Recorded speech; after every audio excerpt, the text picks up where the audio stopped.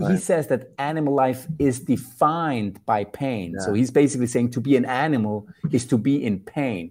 He also mentions that animals are endlessly tormented, which is simply not true.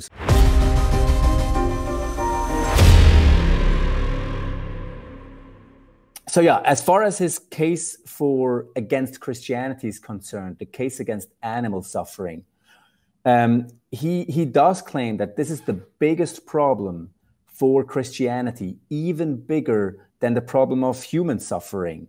And well, one thing to know about Alex is that he became a vegan around 2 years ago, maybe. And so here's something I think we all need to be aware of. This is something that is not just a philosophical case for Alex. This is something that really bothers him, that animals suffer pain. And there's a real personal dimension to that argument. It's not just, him, trying to put up a cool case, from a pure philosophical angle. This is a personal thing for him. And this ought to be taken seriously.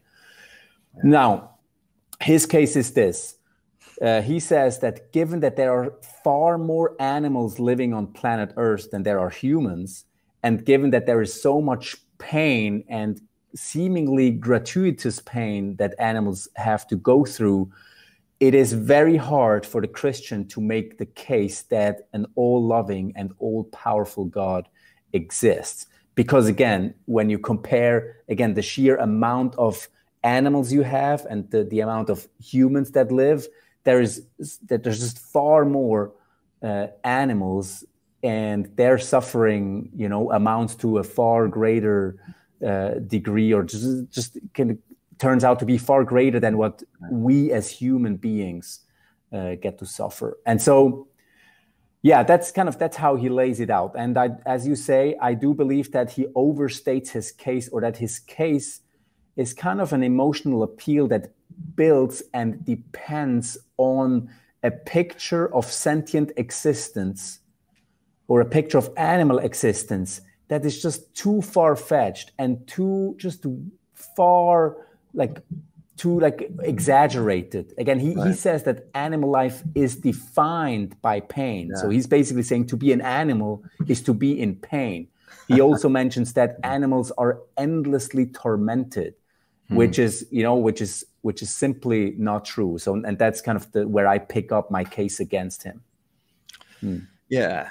Well, I can completely resonate with him, I guess, or empathize with him, because I consider myself to be an animal lover as well. I deeply care about animals, always have since I was a little kid. I remember being a really little kid and being traumatized because I saw a documentary on HBO, I think, where these hunters would go kill these baby seals to get their pelts, and it just traumatized me. And I used to have daydreams of going and hunting the hunters because I was so like, those guys are pure evil. How can they do that? And so I do care about animals, and I've thought a lot about the problem of animal pain. Maybe not as much as I do, as much as I've dwelt upon the problems of moral and natural evil, but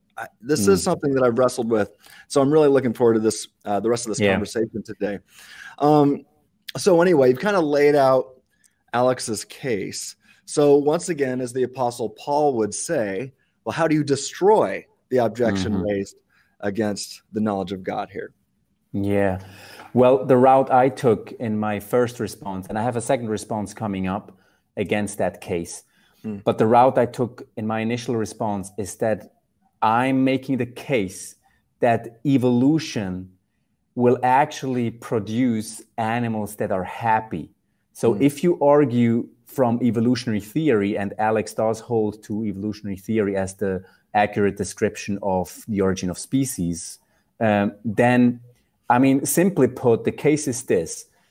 It is far the psychological state, so to speak, that is most conducive for survival for an animal is a state of happiness rather than a state of, being constantly terrified and living in fear from predators or whatever could happen.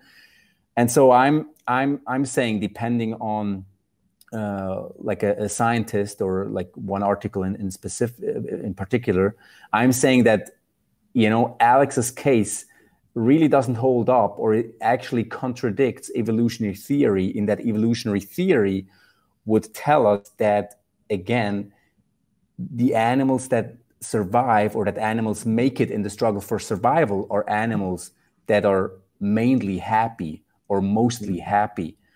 And so that's kind of what I pitch against Alex, in saying that, well, you know, you hold to evolutionary theory, and if that's the case, then you have to contend with the fact that, you know, animals that come out, like animals that are produced in the struggle for survival, are animals that are mainly happy, which means that they, you know, even if they are suffering, well, it doesn't mean that they're, you know, tormented or constantly terrified and whatnot. So they just like humans, they experience some pain and suffering, but most of the time life's pretty good. In fact, you quote a scholar, I can't remember the scholar's name, but it said that he wrote an article, I think, or a paper saying animals are mostly happy most of the time, or something like that. That's right. Animals are happy most of the time. That's right.